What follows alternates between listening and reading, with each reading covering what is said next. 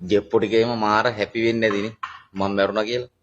මචං මේ අරගලේ වෙලාවෙත් මේ සෑහෙන්ට කට්ටිය උත්සාහ කරා මරන්න. මේ අපිට මැරෙන්න මචං මේ වෙලාව ආපු මැරෙනවා කවුරුනොත් හරි. හැබැයි තව කල් තියෙනවා. මොකද මේ අපිට තව වැඩ කොටසක් තියෙනවා අපේ රටේ කරන්න.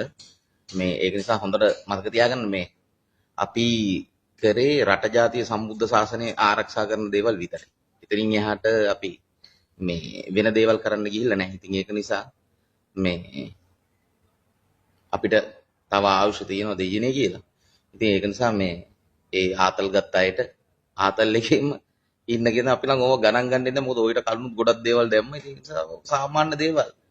ඒක නිසා අපි ඔය මේ පුන්නක්කු කන ජෙප්පන්ට එහෙම කියන්න තියෙන්නේ මේ අපි නම් කන්නේ මචං බත් උඹලා පුන්නක් කෑවට. ඉතින් ඒක නිසා මේ හැමෝටම නිවන් සුව සහ සුබ දවසක් කියලා ප්‍රාර්ථනා කරනවා.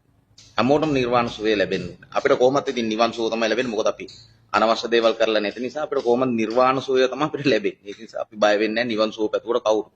ඉතින් නිවන් සුව පතන එක සම්බන්ධව මම ඇත්තටම මේ සෑහෙන්ට සතුටු නෑ. ඒ වගේම මට නිවන් සුව පතන හැමෝටම මම පින් දෙනවා කියන එක තමයි මට කියන්නේ.